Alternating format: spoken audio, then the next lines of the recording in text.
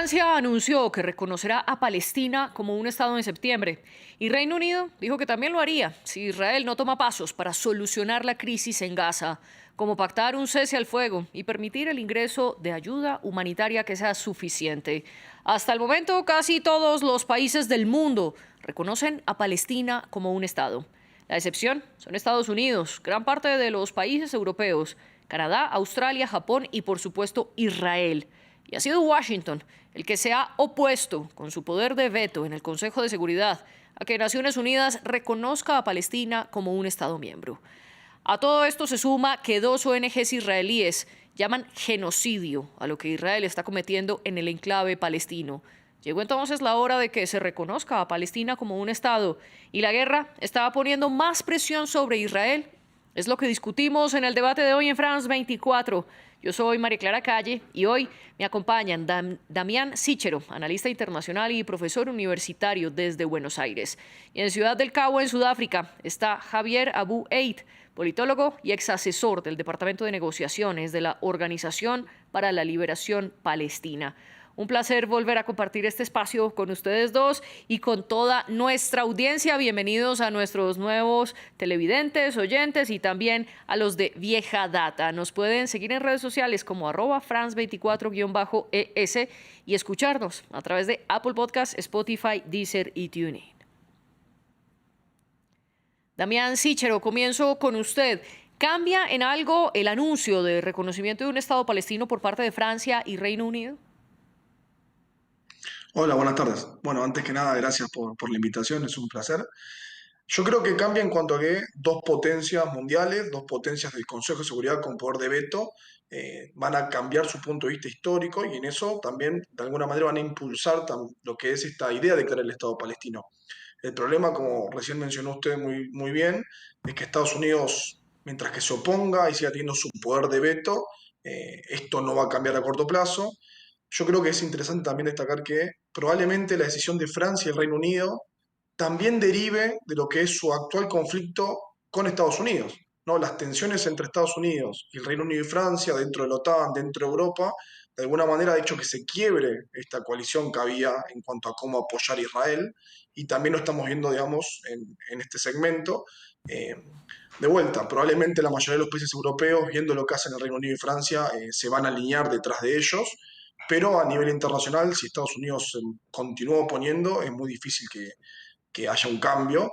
Es interesante también pensar que Francia y el Reino Unido de alguna manera buscan tener una política exterior un poco más independiente. Hasta hace un año prácticamente se alineaban detrás de Estados Unidos en esta idea de que Estados Unidos los defiende y ellos a cambio lo apoyan en su lucha por el orden liberal. Ahora que se quedan sin este apoyo norteamericano militar, me refiero, ¿no? Si vinculáramos esto con la cuestión de Rusia y Ucrania, se dan cuenta que en realidad están solos y tienen que ser un poco más autónomos.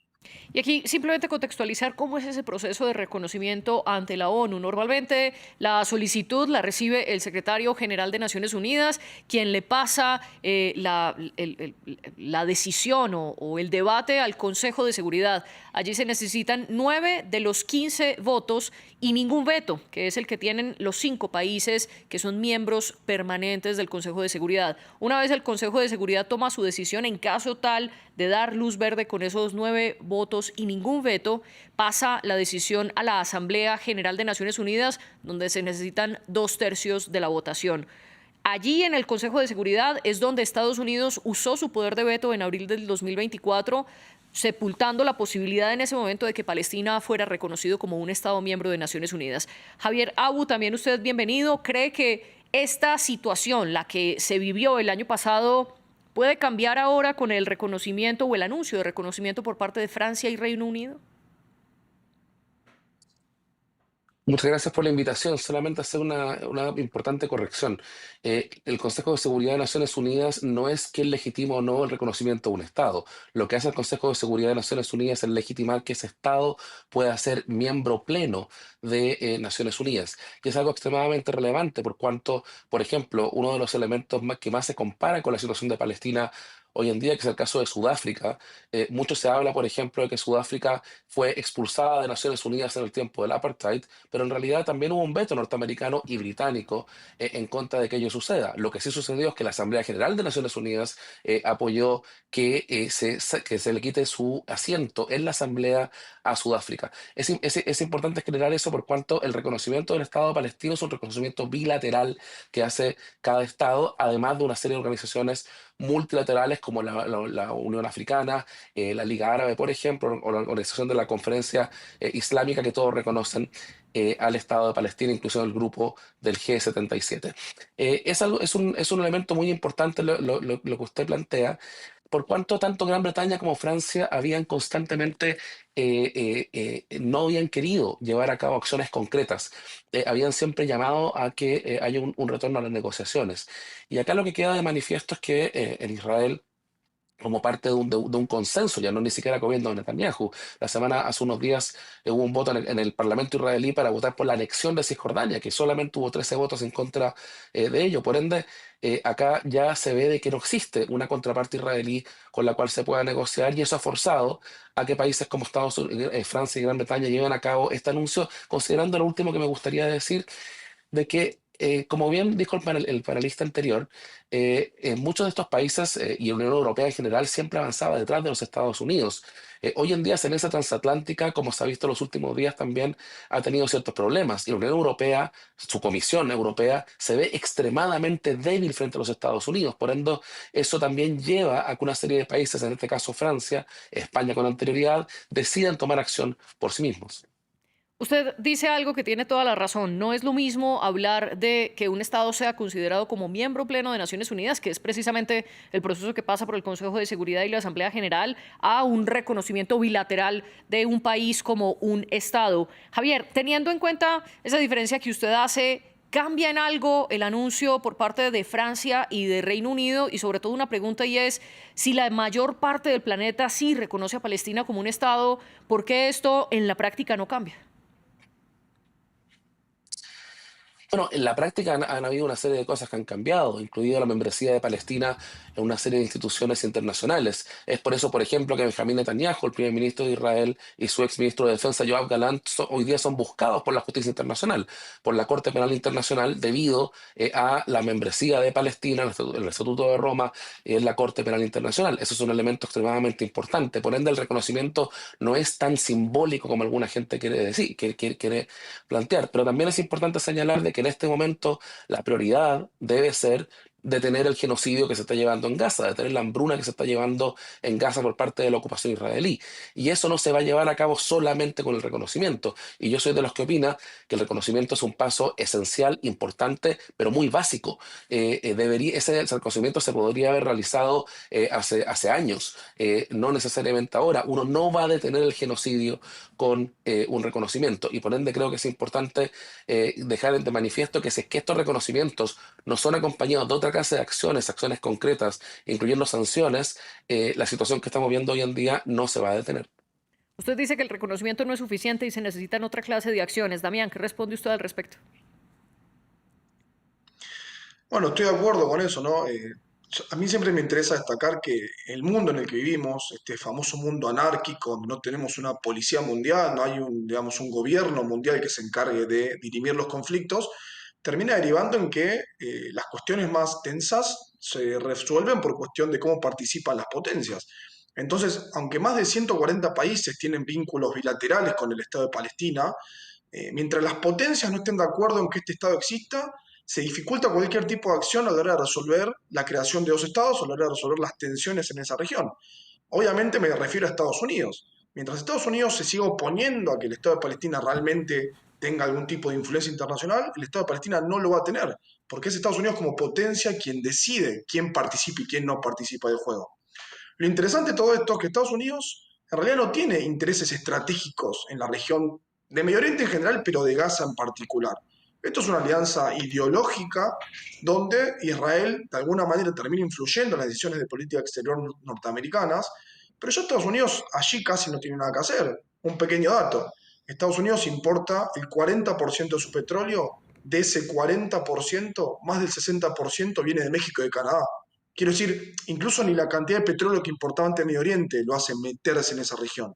Ellos están ahí porque Israel logra todavía presionarlos para que participen y para redondear la idea. Lo interesante es que yo creo que Israel también se está dando cuenta que poco a poco Estados Unidos se aleja de la región. Ya se fue de Irak, se fue de Afganistán, y en algún momento se va a tener que ir de todo Medio Oriente para encargarse de su principal preocupación, China en el Asia-Pacífico. Israel yo creo que siendo consciente de eso, está intentando acelerar lo que ellos quieren obtener, ¿no? Cisjordania, la Franja de Gaza, porque todavía cuentan con el apoyo de Estados Unidos. El día que Estados Unidos se retire de la región, Israel va a quedar aislado y ahí es probablemente que Palestina va a tener alguna oportunidad real de ser un Estado pleno a nivel internacional. Y aquí vuelvo con esa pregunta, Javier, con el punto que menciona Damián, y es si Estados Unidos no cambia, que no parece cambiar y que no tiene un interés estratégico en Gaza, según Damián, ¿qué entonces podría moverse en la Franja de Gaza? Usted antes lo decía, igual el Parlamento israelí votó para anexionarse Cisjordania y recientemente, luego del anuncio de Francia y de Reino Unido, Ziv Elkin, un miembro del Gabinete de Seguridad israelí, dijo que lo que más le dolía a Hamás era perder su territorio y, por ende, que si ellos no pactaban un cese al fuego, Israel debería anexarse partes de Gaza. Con esto sobre la mesa, ¿cambia en algo el reconocimiento del Estado palestino mientras el Estado israelí sigue hablando de anexionarse Cisjordania y partes de Gaza? No, habrá que recordar que quienes sostuvieron a Hamas en Gaza durante mucho tiempo fue el gobierno israelí por sí mismo, y eso ya es información pública, abierta y responsabilidad del primer ministro Benjamín Netanyahu. Y acá, si es que el tema es sacar a Hamas de Gaza, existe una serie de elementos que se pueden llevar a cabo y que se han discutido, particularmente incluso Hamas ha estado dispuesto a entregar el gobierno de Gaza en el contexto de un acuerdo de cese al fuego. Pero el tema no es Hamas, el tema no es Gaza, el tema es que a Israel le interesa impedir que el pueblo palestino pueda ejercer su legítimo derecho a la autodeterminación. Ese es el tema principal, porque hasta el día de hoy, durante los últimos prácticamente 2 años, más de 1.000 palestinos han sido asesinados en Cisjordania, no en Gaza, donde gobierna la autoridad palestina, donde hay coordinación de seguridad con Israel, donde no hay cohetes, donde no hay absolutamente ningún objetivo militar que Israel pueda seguir. Pero acá lo importante, cuando uno ve los números y ve que ya hay más de 50.000 palestinos desplazados en Cisjordania, no solamente en Gaza, donde todos los días hay ataques en contra de aldeas palestinas, incluso contra aldeas cristianas, como el Taibe, por ejemplo, que es una aldea 100% cristiana, atacada 5 veces la semana pasada, y que nadie podrá decir que ahí hay una base de Hamas, por dar un ejemplo. Por ende, claramente lo que busca Israel va mucho más allá del tema de Hamas por sí mismo. Israel encuentra que esta es una oportunidad que tiene para un desplazamiento forzado de muchos palestinos, cientos de miles, probablemente 1 millón de personas, particularmente desde Gaza, pero también desde Cisjordania. Y con eso también apuntalar bastante más hacia la anexión. Esos son los objetivos estratégicos que Israel los ha dicho ya abiertamente. Son documentos filtrados del Departamento del Ministerio de Inteligencia israelí. Y yo creo que ese es la clave del asunto, no particularmente Hamas. Y Damián, si estos son los objetivos que tiene Israel, ¿dónde está la comunidad internacional? ¿Tendrá Israel algún freno para evitar que se anexe estos territorios? Bueno, yo creo que lo que estamos viendo en parte con la reacción del Reino Unido y de Francia es ya una idea de que no se va a apoyar cualquier medida israelí. Después de lo que fue, ¿no?, la Segunda Guerra Mundial, el Holocausto, la población de Israel obviamente estaba en una situación trágica, pero con el paso del tiempo esto ha ido cambiando y en realidad ellos se están convirtiendo un poco en los agresores de otros grupos étnicos, como aquí dice el colega, tenemos 60.000 muertos en Gaza, tenemos 700.000 desplazados dentro de Gaza y para mí la cifra es siempre más sorprendente. El 60% de los edificios en Gaza han sido destruidos o atacados. Yo no creo que jamás esté en el 60% de los edificios de Gaza.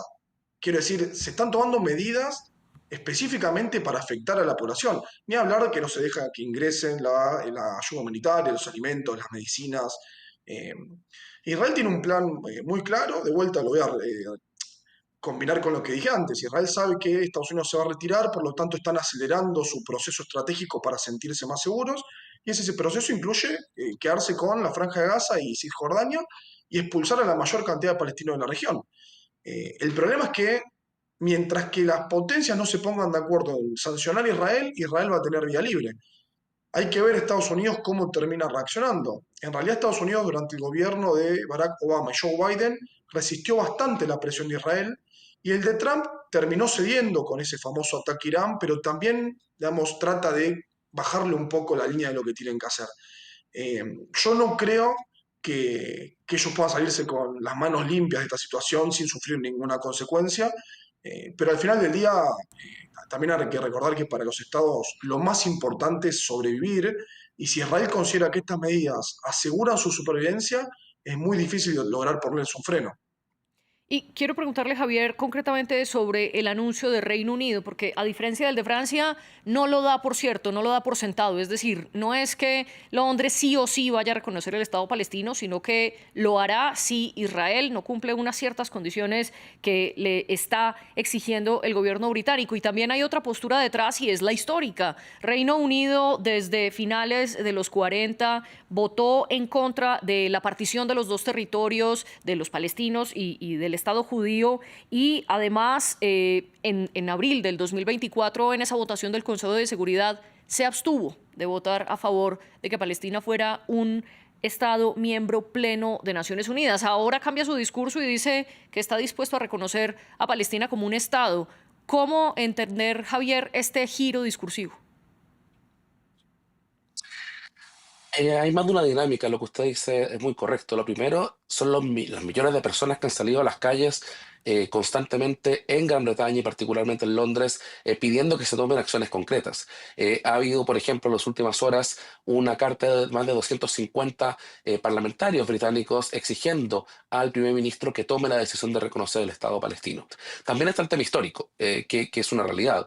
Desde un punto de vista palestino, probablemente habríamos esperado que el primer ministro de Gran Bretaña primero le dé una disculpa pública al pueblo palestino por la desastrosa actuación que el colonialismo británico tuvo en Palestina, que es el comienzo de la catástrofe palestina a través de la declaración Balfour y el mandato británico de Palestina, que básicamente entrega Palestina a Naciones Unidas para que ésta termine partiendo Palestina entre el pueblo palestino y el movimiento sionista. Por ende, Gran Bretaña es el país que tiene la mayor responsabilidad histórica de llevar a cabo alguna acción. Pero yo también creo, respondiendo a la primera parte de su pregunta, de que los asesores del primer ministro británico deben estar ya escribiendo la declaración de reconocimiento del Estado palestino, por cuanto Israel no va a llevar a cabo ninguna de las acciones que pide Gran Bretaña. No va a terminar con la agresión en Gaza, probablemente va a ser algún show mediático en cuanto al tema de la ayuda humanitaria, pero tampoco va a terminar eso y no se va a comprometer por lo demás con un proceso político que es lo que está pidiendo Gran Bretaña. Y creo que sobre todas esas cosas es importante entender de que el reconocimiento del Estado palestino es un derecho que es no negociable. Es decir, no puede ser que ningún país del mundo esté poniendo ciertas condiciones a ese reconocimiento. ¿Usted reconoce el Estado palestino o no lo reconoce? Yo personalmente creo que las condiciones son un poco de un insulto al pueblo palestino, pero habiendo dicho eso, también creo que es importante entender de que nadie imagina de que Israel se va a comprometer con un proceso político que es básicamente lo que pide Gran Bretaña y termine con la agresión. Y por ende, yo creo que nos podemos preparar ya para el reconocimiento del Estado de Palestina por parte de Gran Bretaña en septiembre próximo. Aquí quiero simplemente hacer una corrección de mi parte. No es que Reino Unido en 1947 haya votado en contra, sino que también se abstuvo de votar sobre la partición. Y quienes están viendo nuestra señal en video, justamente estábamos viendo las imágenes de esa votación del 47 en Naciones Unidas. También quiero preguntarle por algo. Javier decía, si Israel no se compromete, difícilmente el conflicto podrá cesar. Al respecto, ¿ha crecido la presión internacional, sobre todo en los últimos días? Del 28 de julio al 30 de julio hubo una reunión de alto nivel con ministros de más de 120 países pidiendo la solución de los dos estados. Esta reunión fue en Nueva York. Sacaron un documento en el que decían que jamás debía entregarle, por ejemplo, las armas a la autoridad palestina, que es la que gobierna en Cisjordania. Y por primera vez los países árabes, pues la Liga Árabe hizo parte de esta declaración de Nueva York. Por primera vez los países árabes rechazan de manera abierta y contundente el ataque del 7 de octubre de Hamas contra Israel. A esto se suma que Francia y 14 países emitieron un comunicado en el que dicen que sus estados o ya reconocieron a Palestina como un estado, como es el caso de España, o piensan hacerlo, como es el caso de Francia y Reino Unido, que también firman. Hay otros firmantes en esta carta, como Canadá y Portugal, que hoy por hoy no reconocen a Palestina como un estado y tampoco han hablado abiertamente de una intención. La pregunta concreta que le tengo, Damián, es con estos elementos sobre la mesa, con estas conferencias, estas reuniones internacionales, ¿hay cada vez un mayor movimiento a favor de los palestinos para presionar además a Israel? Yo creo que sí, y hay algunas explicaciones para esto. Primero tenemos que tener en cuenta que las poblaciones árabes en el resto del mundo, principalmente en Europa, van en ascenso. Por lo tanto, empezamos a conocer la historia de los dos lados, ¿no? La población árabe en el Reino Unido, la población árabe en Europa, en Francia en general, es mucho más grande que antes y por lo tanto nos llega otro tipo de información, ni hablar las redes sociales, el Internet, lo cual nos permite conocer de vuelta ambas historias.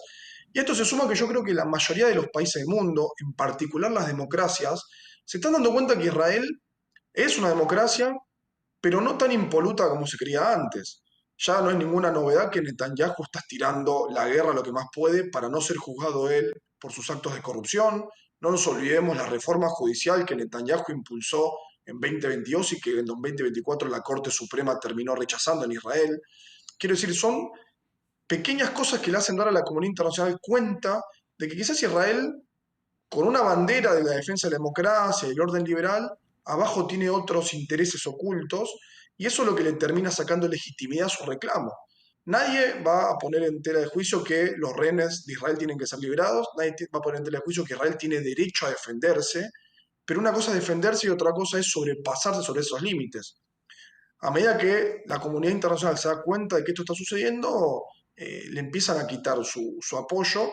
Y yo voy a insistir una vez más con que en Estados Unidos la situación no es tan clara como antes. Aunque todavía están alineados con ellos, poco a poco le van soltando la mano. Yo no sé si esto sucederá en 5, en 10 o en 20 años, pero estoy seguro que en algún momento Estados Unidos ya no va a apoyar concretamente a Israel en cuanto a todo lo que hace, y ese va a ser el puntapié final que el Estado de Palestina necesita para lograr su, digamos, su creación total.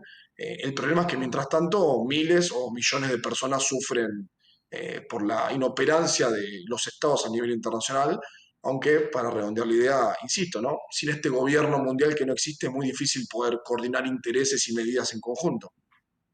Estados Unidos, entonces, según usted, se aleja poco a poco de Israel. También hay un cambio por parte de ciertos países europeos como potencia. Javier, la pregunta es, ¿esto es producto de la guerra, producto de las acciones que el ejército israelí ha llevado a cabo tanto en Gaza como en Cisjordania?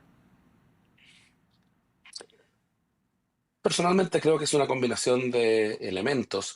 Recordemos de que incluso antes de esto, ya viniendo desde el año 2021, había un consenso en la comunidad de organismos de derechos humanos, Amnistía Internacional, Human Rights Watch, por ejemplo, de que Israel es un Estado que practica abiertamente el apartheid, y no solamente en contra del pueblo palestino en Cisjordania y en Gaza, el territorio ocupado de 1967, sino que incluso en contra de sus propios ciudadanos palestinos, que constituyen algo así como el 20% de la población en Israel. Y en base a eso la gente empieza a salir más información que antes no había. ¿Cómo es que esta democracia liberal que se planteaba Israel tiene más de 65 leyes que solo discriminan en contra de la población no judía, es decir, la población palestina, cristiana y musulmana? El acceso a la información es mucho mayor hoy en día, y eso hace que la gente en general esté mucho más informada y que también se puedan votar una serie de slogans y mitos, como por ejemplo el hecho de que Israel es un elemento estabilizador en la zona. Por el momento ha sido todo lo contrario. Ha desestabilizado constantemente la zona a través de su ocupación. Hoy en día tiene, digamos, con mucha atención a países que han firmado acuerdos de paz con Israel, como el caso de Egipto o el caso de Jordania, debido a las tentativas de expulsión masivas de palestinos. Pero creo que evidentemente lo que se ha visto desde el 7 de octubre del 2023 también ha ayudado bastante a generar esa perspectiva. A todos desearíamos que no hubiese ocurrido el 7 de octubre, hay que dejarlo en claro, pero de todos modos lo que se ha visto desde ese momento son cosas que ni siquiera se han tenido que interpretar. Son los ministros israelíes, el presidente de Israel, que salen a decir que no hay ningún civil inocente en Gaza. Son ellos mismos que salen a decir que van a cortar la electricidad, el agua, los alimentos. La hambruna que se está viviendo hoy en Gaza fue anunciada hace 2 años y la comunidad internacional hizo muy poco por detenerlo. Y por ende, creo que todos esos cambios van a afectar bastante a Israel, no solamente en países donde ya había mucho apoyo al pueblo palestino, sino que también en Estados Unidos. Concuerdo mucho con lo que dice Damián. Hay que ver las encuestas de opinión, incluso entre los republicanos. Hoy en día existe mucha oposición a Israel, sobre todo entre los menores de 30 años, que evidentemente generan un problema para los intereses del lobby israelí en los Estados Unidos. Y hablemos precisamente, Damián, de esa presión que cada vez aumenta más dentro de la misma Israel. Por primera vez, dos ONGs israelíes, B'Tselem y Physicians for Human Rights, están hablando de que lo que comete Israel en la Franja de Gaza es un genocidio, algo que ningún organismo israelí se había atrevido a decir. ¿Cómo interpretar este cambio? Cada vez entonces hay más presión. ¿Sirve de algo esa presión interna? ¿Sirve de algo que estos organismos hablen de genocidio? Yo creo que sirve porque si uno mira, voy a retomar la cuestión de la reforma judicial de Netanyahu. Si uno mira lo que fue el 2022 y parte de 2023, había una gran cantidad de población israelí en protestas masivas contra el régimen de Netanyahu, eh, y incluso se hablaba de que si había elecciones iba a ser derrotado inminentemente, la guerra le dio como un salvavidas para mantenerse en el poder. Por lo tanto, yo creo que si las ONGs de Israel también reconocen lo que está sucediendo, en cierta parte la población de Israel también comprende mejor. Porque aquí hay que entender, ¿no? Cuando uno es víctima, sea palestino, sea Israel, tiene sentido que intente refugiarse en los suyos, tiene sentido intentar culpar de todo al otro. Pero si mi propia gente, mi propio pueblo empieza de alguna manera a comunicarme que estamos cometiendo errores, nosotros también empezamos a comprender qué estamos haciendo bien y qué estamos haciendo mal. No quiero decir que con digamos, este- estas frases de las ONG de Israel se dé un giro de 180 grados, pero es un pequeño paso. Ya se ve que la población no está tan de acuerdo con Netanyahu, entonces si poco a poco la población empieza a comprender que la única forma de convivir en la región es con la creación de dos estados, quizás en algún momento se logre. El problema es que quien está en el gobierno hoy en Israel, que es Netanyahu, y es un gobierno de extrema derecha en la historia de Israel, están totalmente en contra de que se cree el Estado de Palestina. Ellos reconocen formalmente que se toman medidas para que esto se evite. Por ejemplo, cuando se crean asentamientos en Cisjordania, dicen que es para asegurar la supervivencia del Estado sionista o el Estado judío. Es decir, ellos ya ni siquiera tienen problema en reconocerlo. La única forma de lograr que esto cambie es si el propio pueblo de Israel en algún momento le suelta la mano a este gobierno, algo que yo no veo que sea totalmente improbable, y esté de acuerdo en que llegue al poder alguien que esté un poco más cercano a la causa palestina. En sus votaciones dentro del Consejo de Seguridad, los argumentos que esgrime Estados Unidos, Javier, para no reconocer a Palestina como un Estado miembro pleno de Naciones Unidas, es decir, o dice Washington que la solución de los dos estados debe partir de un acuerdo de paz tanto entre israelíes como en palestinos, que es algo bilateral que ellos deben hacer y no una imposición internacional, y que no se debe reconocer el Estado de Palestina hasta que se garantice la seguridad de los israelíes. ¿Qué responde usted al respecto? No, hay que partir diciendo de que el Estado de Israel fue una imposición internacional en Palestina frente al pueblo palestino. Fue una resolución de la Asamblea General de Naciones Unidas que venía, como hablábamos con anterioridad, de la declaración Balfour por parte de Gran Bretaña. Lo otro es que esa declaración simplemente habla de la de Estados Unidos, de desconocer completamente cuál es el rol de Naciones Unidas, que Estados Unidos lamentablemente ha bloqueado en el Consejo de Seguridad, en particular que es poder mantener la paz y seguridad a nivel internacional. Palestina cumple con los requisitos de la Convención de Montevideo de Estado, es reconocida por la gran cantidad de países del mundo, y la gran pregunta no es por qué está siendo reconocida hoy, por qué está siendo reconocida hoy, sino por qué no ha sido reconocida con anterioridad. Cualquier cosa que tenga que ver con el hecho de la seguridad, hay que recordar que también los palestinos tenemos derecho a la seguridad y son elementos que se pueden llevar a cabo en negociaciones sobre particularmente ese tema, en seguridad, y se pueden llevar negociaciones sobre muchos aspectos. Lo que no se puede negociar es el derecho del pueblo palestino a su libertad, el derecho del pueblo palestino a la autodeterminación. Es un derecho inalienable del pueblo palestino, reconocido desde la Fundamental de Naciones Unidas, y por ende, esos son básicamente excusas de un gobierno como el del presidente Trump, que también representa un peligro para la estabilidad, que tiene un embajador que es un fanático religioso en Israel, que incluso ha llamado abiertamente a que el Estado palestino se haga en Francia. Entonces, de esa forma, resulta bastante poco creíble y serio de Estados Unidos llevar a cabo esta clase de declaraciones, y creo que sería mejor que empiecen a llevar a cabo una política para Oriente Medio que sea concreta, que escuchen a sus aliados en la región, sus verdaderos aliados en la región, así como también que empiecen a entender cuál es el interés de la comunidad internacional, por cuanto la desaparición del pueblo palestino que tanto el gobierno de Benjamín Netanyahu como ciertos personeros de la administración Trump les gustaría ver no va a suceder.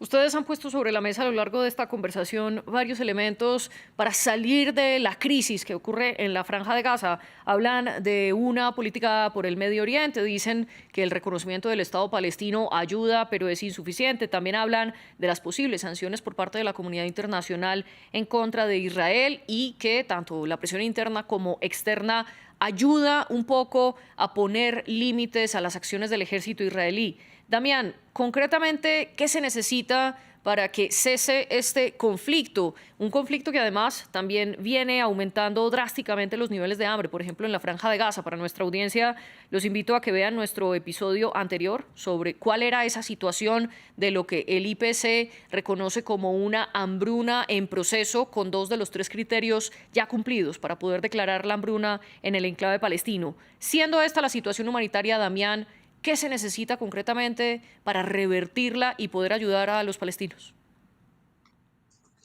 Voy a retomar un concepto que mencionó Xavier, que es básicamente que Israel desestabiliza la región.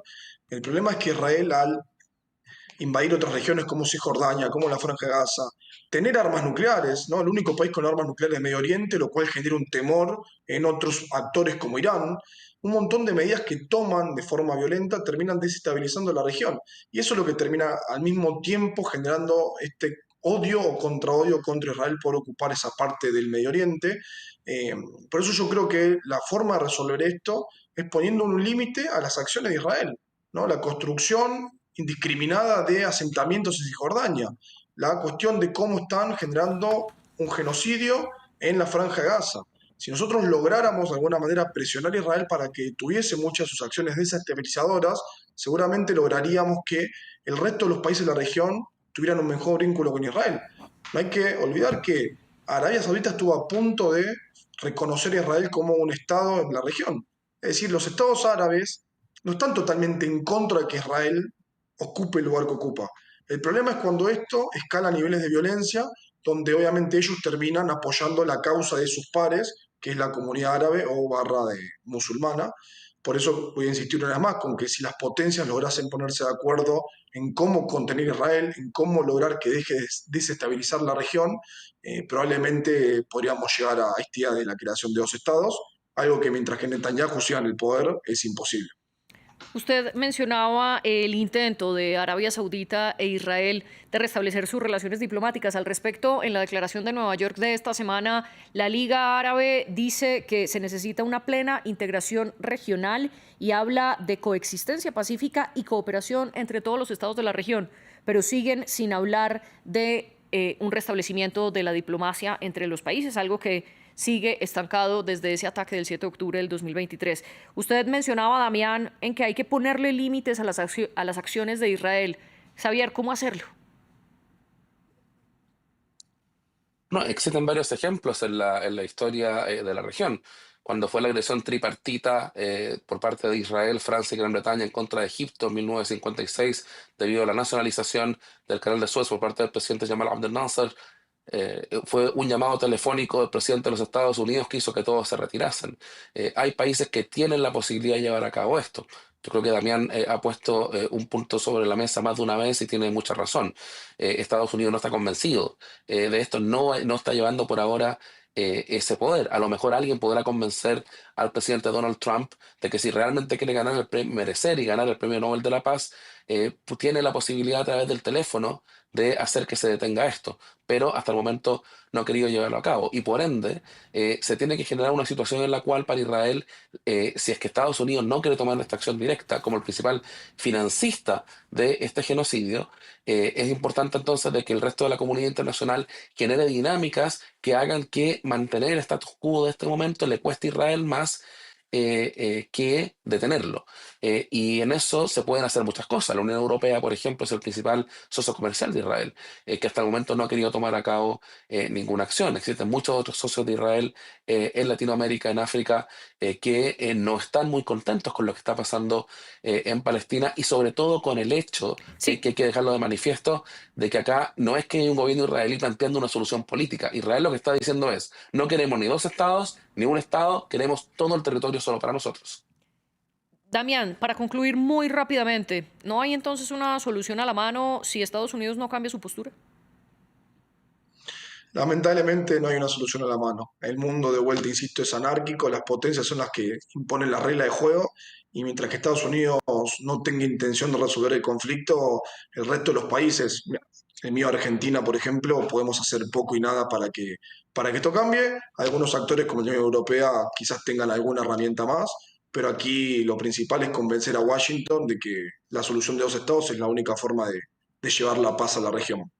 Damián Sichero y Xavier Abu, gracias una vez más por estar en el debate de France 24. Este programa, ustedes ya lo saben, fue producido por nuestro jefe de edición Andrés Doncel y nuestra jefe de invitados Tania Herrera y por un amplio equipo que está detrás de cámaras haciendo el debate posible. Gracias y nos vemos en otra ocasión.